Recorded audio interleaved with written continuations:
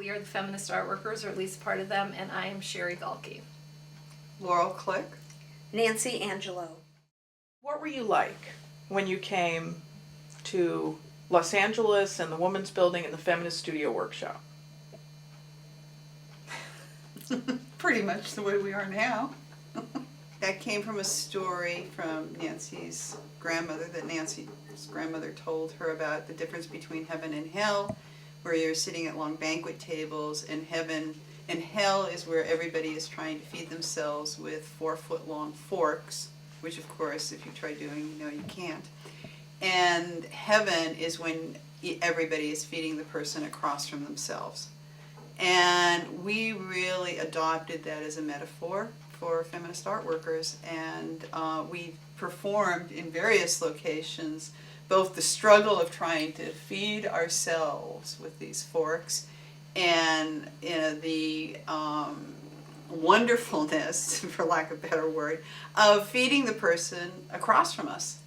And it was something we performed in a lot of different places. We did it at the National Women's Studies Association conference in the dining hall, the main huge dining hall at the University of Kansas in Lawrence.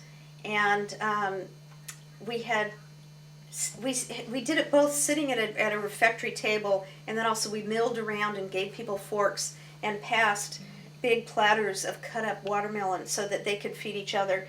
And we had just a ton of these forks made with dowels and plastic forks, you know, bound together, so that after a while all of these people throughout the dining room were feeding each other. And it was quite hilarious because it was a lot of fun. It lightened up a sense of seriousness that was prevailing, and people really enjoyed it. We had placemats at every setting which explained the heaven or hell story and invited them to participate. And I think a highlight for me was one of the speakers at that conference was Cheri Height, who did the Height Report, which was this sort of feminist look at sexuality, and she was like a hero of mine. And she, remember, you know... You fed her? Yes. Yeah. We went to Lafayette, Indiana, and we decided that we did workshops that were feminist education workshops where the participants could, discover themselves and each other and kind of have a feminist analysis of their lives and make art. And it was a comprehensive workshop, might last a whole day long or a couple of days.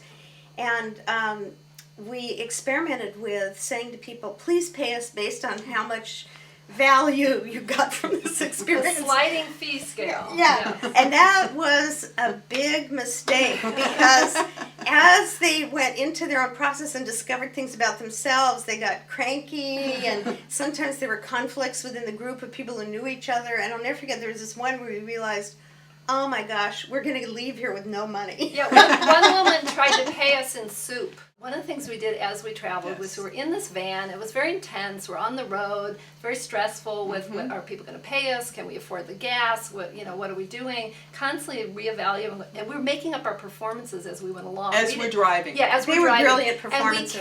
And we kept a journal, a collective journal. So we were pouring all of our thoughts and feelings into this journal. But things were getting tense. We were performing in sort of a rec room in the basement of a church. And the ladies' room was our dressing room, and it was right, you went into the bathroom from the room that was the rec room where we were due to perform. And the audience was all seated there, ready for us to come out, and we were in the bathroom, and then Cheri said, I think we should clear the air before we go on. And I can't remember 30 what seconds was going before on. we're supposed to be on. I mean, it was like, it was well-intended but ill-advised. And what happened was, we got in a big fight, and somebody was crying, and probably Cheri. And it was this big deal, and the audience heard every single word of it. And they were sitting there going, when are they ever coming out? So we were late? We were terribly late. They'd heard every word of this, and then we went out. And the performance so was all about how we were on this journey together.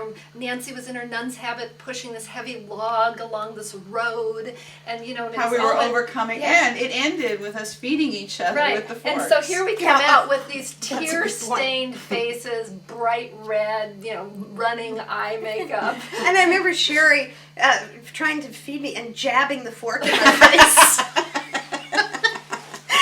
Jab rubbing it in my face. It's like, that was another stellar moment. Well, it was the 70s and things were a lot cheaper then, but we actually were those were some of the skills we learned at the Women's Building, just sort of survivor Right. skills, not just how to make art, but how to publicize your art, how to organize a tour, how to raise money, Yeah, we needed gas money, basically. Yeah, we were pretty scrappy. Yeah.